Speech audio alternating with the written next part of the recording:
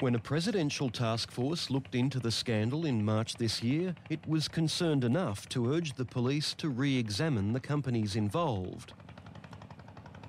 While the government officials have been jailed, the companies have still got their plantations just behind this tree line, and their seeds of corruption will probably still grow into healthy profits.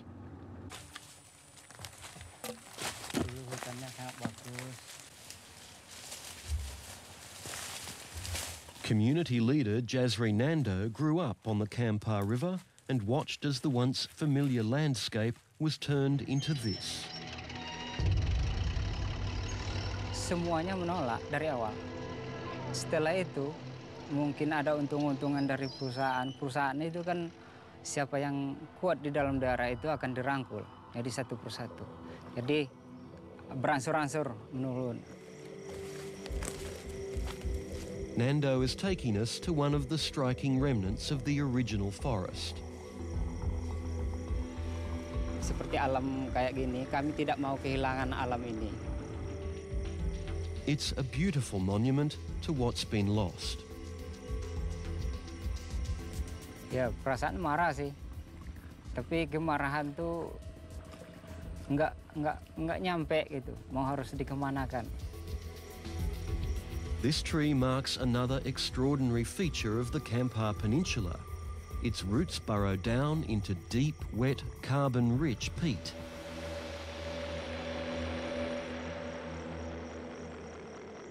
Well, this is one big peat dome. Right. Lafcadio Cortesi from the Rainforest Action Network warns logging on the peat risks a greenhouse gas disaster. There are these huge banks or reservoirs of carbon that has been accumulating over certainly thousands and maybe even tens of thousands of years. April's plantations can't thrive in the damp peat, so the company digs canals to drain off the water. And when the peat dries, it releases great clouds of greenhouse gas. We're seeing hundreds of thousands of hectares of deep peat being converted to plantations. Indonesia is the world's third largest greenhouse gas emitter, and that is coming not from smokestacks, it's coming from the conversion of these forests and these peatlands, which are emitting massive amounts of carbon.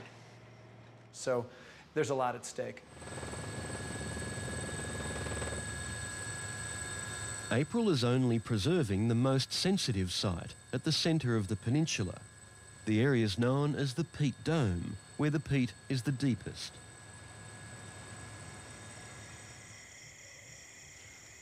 In English, it stands for Orchid Lake, and it's a high-value conservation area that we've actually expanded around it because it's a special place for us.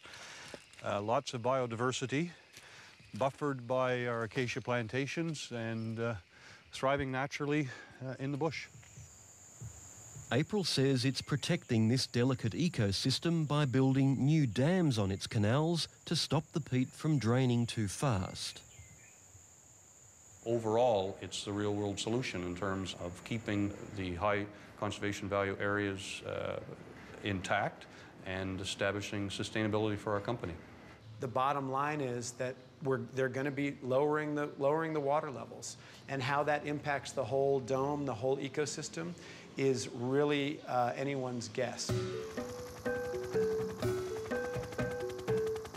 As its appetite for fresh forests and new plantations grows, April is spreading its operations out into the Malacca Strait between Sumatra and Singapore. We're on our way to the small peat-topped island of Pulau Padang. The mountains of logs on barges are an omen of the island's fate.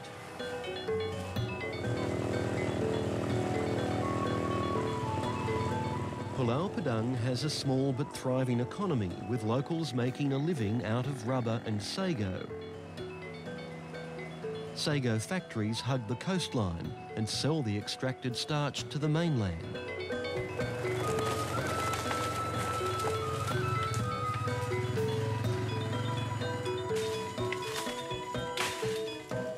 Saya bercita-cita dan untuk generasi saya seterusnya, untuk anak saya khususnya itu. Piran's family has lived and farmed sago on the island for 6 generations. Dan saya tidak mau keluarga saya itu menjadi keluarga yang hanya pas-pasan, dan saya harus bercita-cita untuk lebih maju dan apapun kebutuhan keluarga saya itu bisa terpenuhi dari saya memiliki kebun dari. Piran says his hopes and ambitions are under threat because his sago farm is in April's new concession. Although he has long-standing deeds granted by the local government, that doesn't matter. He's been told the company's concession trumps the lot. Aku akan merasa sangat kesal dan akan sangat sedih dan tidak bisa membayangkan apa yang akan terjadi pada keluarga saya. Dan saya itu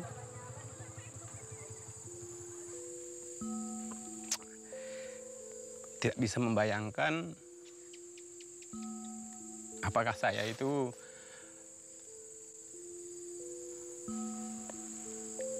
bisa melanjutkan pendidikan anak saya atau tidak. Karena satu-satunya milik saya, satu-satunya harta saya itu adalah tanah.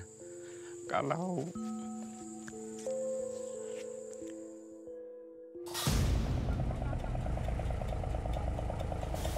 April is already chopping its way inland.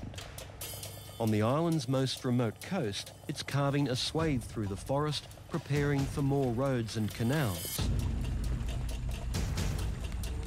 It's little wonder security is tight. No, they're not letting us in. Tensions here are mounting.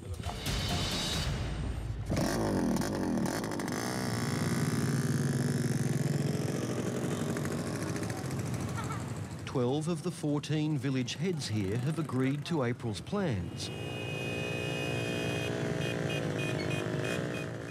But hundreds have turned out today to peacefully rally against their governor's decision to grant April more than a third of the island. kalau saya sudah masuk generasi yang ke-6 bahwa saya itu dilahirkan di pulau ini. Dan aku tidak akan membiarkan orang itu merampas hak saya. Saya akan mempertahankan kebun saya itu sendiri dengan mengadakan nyawa. Dan apapun yang akan terjadi, saya akan berdiri di tengah-tengah kebun saya dan akan mempertahankan itu. Kalau terjadi perampasan hak saya dari pihak perusahaan. Gathering at their local mosque, they pray for their future. Dalam rangka memohon kepada Allah supaya kita senantiasa diberi kekuatan, supaya kita diberikan senantiasa kekompakan, tentunya dalam melawan apa yang selama ini kita lawan, yakni hadirnya sebuah perusahaan di Pulau Padang ini. According to April, the people of Pulau Padang have nothing to fear, and instead it's offering them a bright future. The solution for those people may be that they still can get to their land. It's a solution for other people in that area, and maybe that they can end up working for us.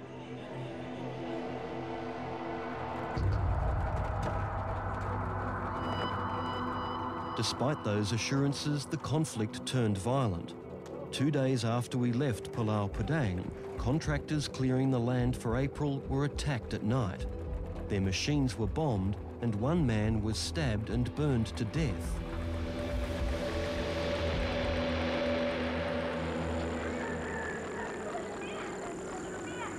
With growing concerns about community conflicts and the logging of natural forests, last year the internationally recognised Organisation for Good Forest Management, the Forest Stewardship Council, suspended April's accreditation. Aku menyarankan seluruh manusia yang ada di dunia ini, janganlah terlalu memboroskan penggunaan kertas. Aku mengharap kepada seluruh manusia yang di dunia ini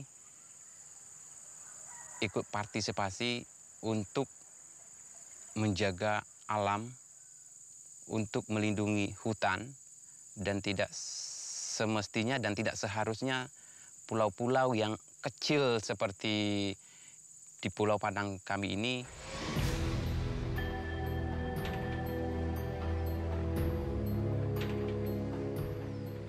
While Australia debates its carbon future, Australians are buying ream after ream of paper made in the greenhouse gas capital of Indonesia. And the Sumatran forests, people and tigers are paying the price. When I came back from Sumatra, I almost felt like I had a little bit of post-traumatic stress. I mean, I just felt at some gut level really disturbed.